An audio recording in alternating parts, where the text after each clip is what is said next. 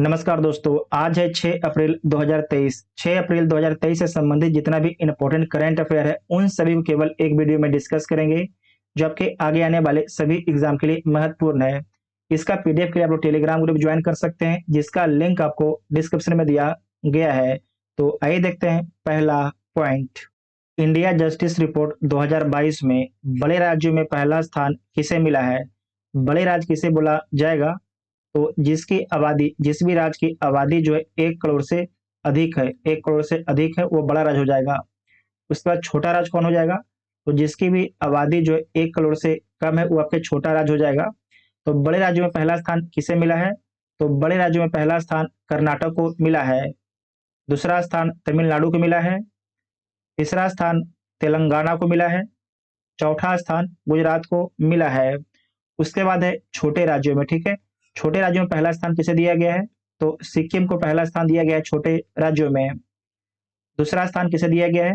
तो अरुणाचल प्रदेश को दूसरा स्थान दिया गया है। और तीसरा स्थान त्रिपुरा को दिया गया है, ठीक है। त्रिपुरा को तीसरा स्थान दिया गया है।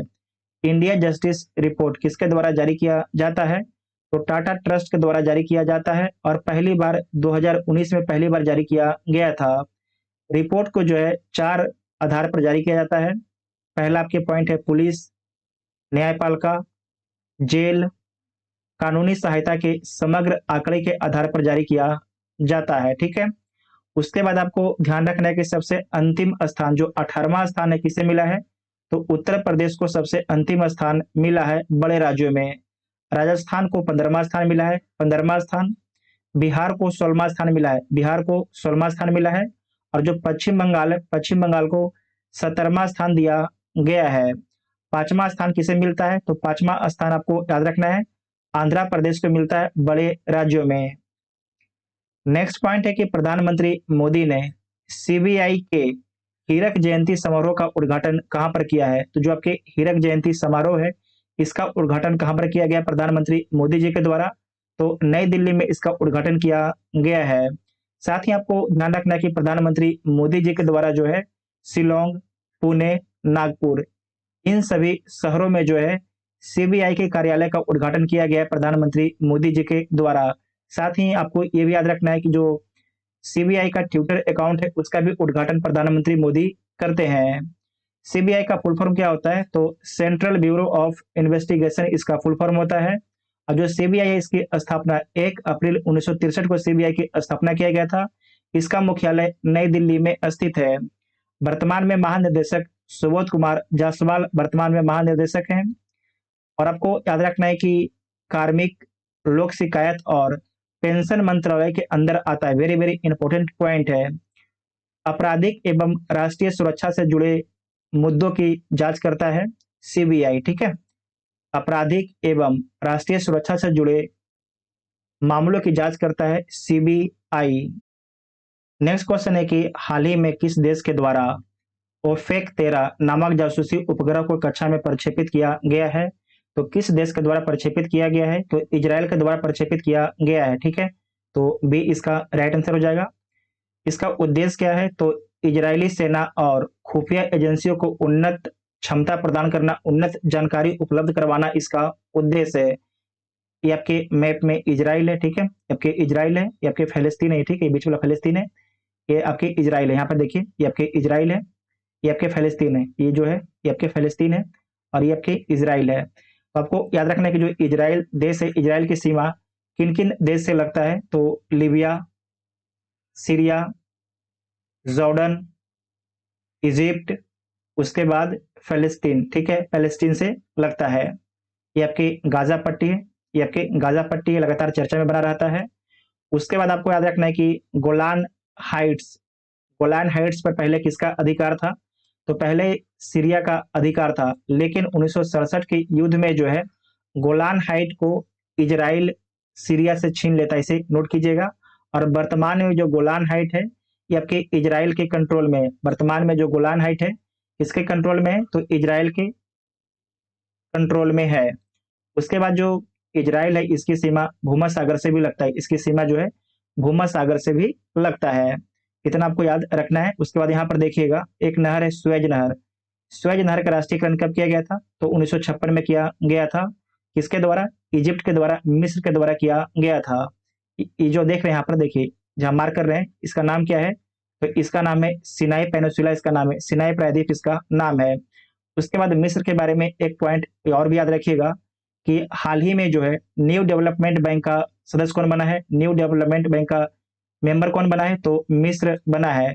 उसके बाद जो तिमोर लिस्टे है, इसके बारे में याद रखिएगा कि आसियान का जो है, आसियान का 11वां मेंबर बना है। आसियान का जो है 11वां मेंबर तिमोर लिस्टे बना है। उसके बाद इजराइल के बारे में ध्यान रखना है कि एससीओ का 9वां मेंबर बन जाएगा 2023 में, जो भारत में मीटिंग होगा उसमें आपके इजराइल आपके 9वां मेंबर बन जाएगा एससीओ का। उसके बाद फिनलैंड के बारे में ध्यान रखिएगा, फिनलैंड, फिनलैंड, ठीक है। फिनलैंड जो है नाटो का नाटो नाटो का 31वां मेंबर बना है। नाटो का 31वां मेंबर बन गया है, आधिकारिक रूप से इसकी घोषणा भी कर दी गई है।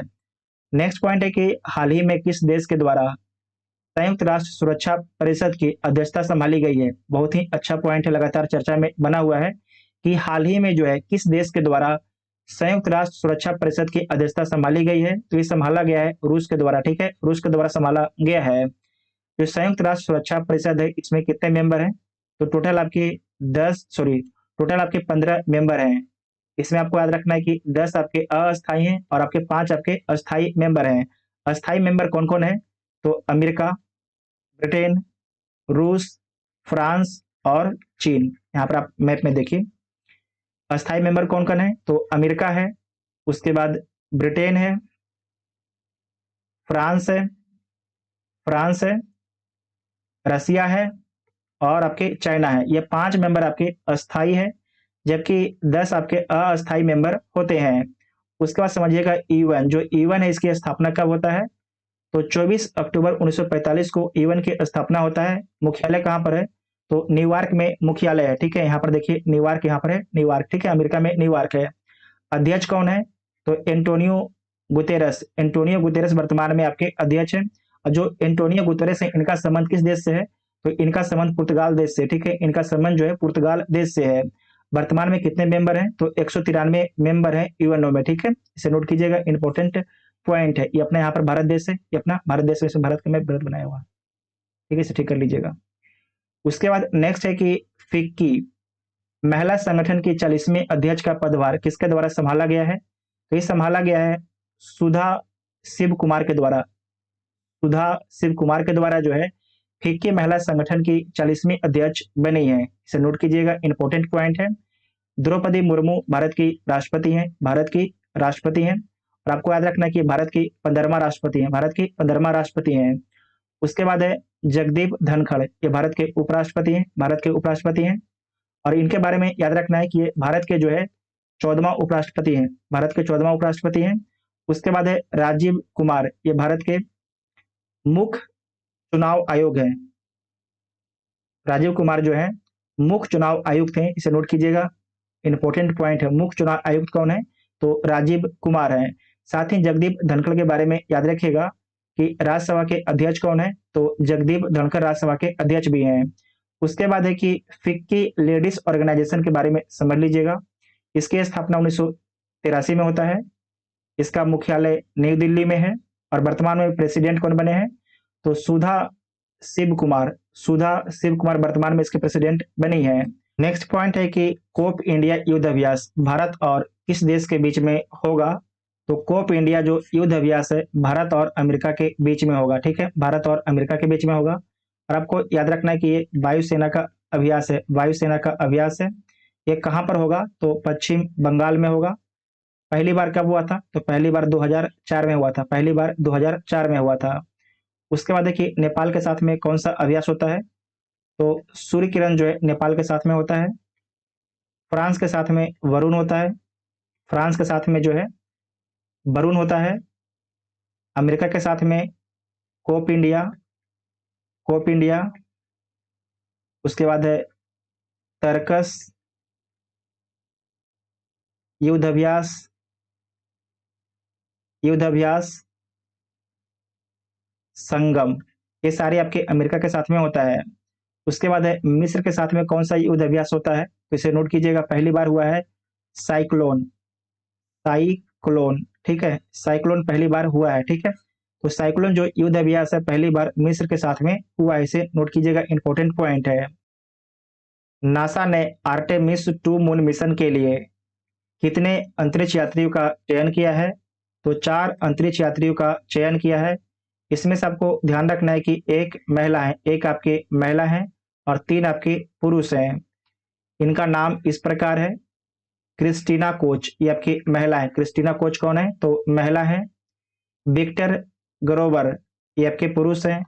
रीड बिस्मैन, जेरेमी हिंसन, ये तीनों आपके पुरुष हैं। नाम आपको याद रखना है क्योंकि नाम आपसे पूछा जा सकता है। जो आर्टेमिस 2 मून मिशन है किसके द्वारा लॉन्च किया गया है? तो नासा के द्वारा लॉन्च किया गया है। नासा की स्थापना कब हुआ है? तो 1958 में नासा की स्थापना होता है। नासा का मुख्यालय कहाँ पर है? तो वाशिंगटन डीसी, वाशिंगटन डीसी में जो है नासा का मुख्यालय है। और वर्तमान में इसके प्रशासक कौन है? तो बिल बिल नेल्सन है, ठीक है। बिल नेल्सन इसके प्रशासक हैं। उसके बाद आपको याद रखना है कि जो आर्टेमिस 2 मून मिशन है ये लैंडिंग मिशन नहीं है, ये आपके चांद पर जाके लैंड नहीं करेगा, चांद का परिक्रमा करेगा और उसके बाद ये पृथ्वी पर आपके वापस आ जाएगा। और पृथ्वी पर जो है लैंडिंग कहाँ पर करेगा? तो आपको याद रखना है प्रशांत महासागर में लैंडिंग करेगा, ठीक है, प्रशांत महासागर में लैंडिंग करेगा। नेक्स्ट है कि किस राज्य के मिर्चा चावल को जीआई टैग मिला है?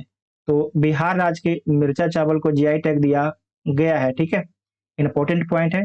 और आपको याद रखना है कि जो ये मिर्चा चावल है बिहार के किस जिला में फेमस है? तो बिहार के पश्चिमी चंपारण डिस्ट्रिक्ट में फेमस है, बिहार के पश्चिमी चंपारण डिस्ट्रिक्ट में फेमस है, ठीक है। उसके बाद आपको याद रखना है कि उत्तर प्रदेश के बनारसी पान, बनारसी लंगड़ा आम, रामनगर भंटा जिसे बैगन बोलते हैं, आमद चीनी चावल को भी जीआई टैग दिया गया है, इसे नोट कीजिएगा, इंपॉर्टेंट पॉइंट है। उत्तर प्रदेश के बनारसी आम, बनारसी लंगड़ा आम, रामनगर भंटा बैगन, आदम चीनी चावल को जीआई टैग दिया गया है। उसके बाद ये बिहार है, बिहार में टोटल आपके 38 डिस्ट्रिक्ट हैं। वर्तमान में बिहार के मुख्यमंत्री नीतीश कुमार हैं और राज्यपाल राजेंद्र विश्वनाथ आर्लेकर राज्यपाल हैं। लोकसभा के 40 सीट है, राज्यसभा में 16 सीट है और विधानसभा में 243 सीट है, ठीक है, 243 सीट है। राजधानी कहाँ पर है? तो पटना आपकी राजधानी है। नेक्स्ट पॉइंट है कि हाल ही में 3D प्रिंटेड क्रायोजेनिक इंजन का परीक्षण किसके द्वारा किया गया है?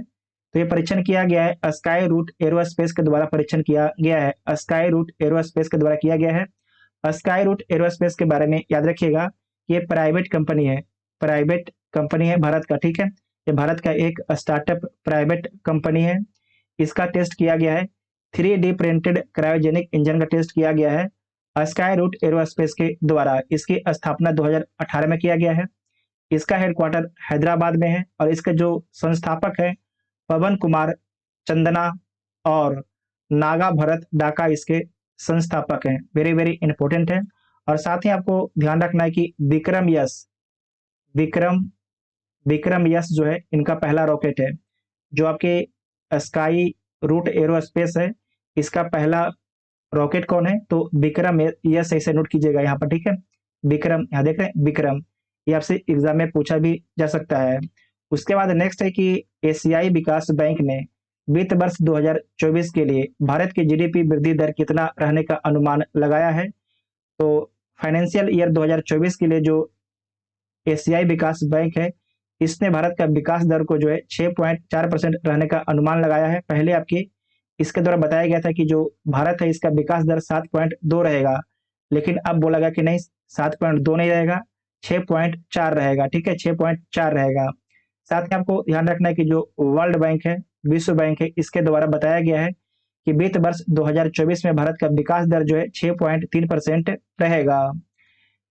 एशियन डेवलपमेंट बैंक के बारे में देखिएगा, इसकी स्थापना जो है 19 दिसंबर 1966 को इसकी स्थापना होता है। मुख्यालय फिलीपींस में है। सदस्य आपके 68 मेंबर हैं। जो एशियन डेवलपमेंट बैंक है इसमें टोटल आपके 68 मेंबर हैं। और इसके अध्यक्ष कौन है? तो मसा तुसुगा आसाकावा है। इनका संबंध जापान से है, इनका संबंध जो है जापान से इनका संबंध है। उसके बाद है कि पिछले वीडियो में पूछा गया प्रश्न, क्या प्रश्न था कि हाल ही में F1 ऑस्ट्रेलियाई ग्रैंड प्रिक्स 2023 किसके द्वारा जीता गया है? तो मैक्स वर्स्टैपन के द्वारा जीता गया था। दूसरा स्थान लुइस हैमिल्टन को मिला था। तीसरा स्थान जो है फर्नांडो अलोंसो को मिला था। उसके बाद है कि इस प्रश्न का उत्तर आप सभी को कमेंट बॉक्स में देना है, तो आप सभी लोग इसके बारे में कमेंट बॉक्स में जरूर लिखिएगा। अगर वीडियो आप सभी को हेल्पफुल लगता है, चैनल को सब्सक्राइब कीजिएगा और वीडियो अपने दोस्तों में शेयर जरूर कीजिएगा। Thank you.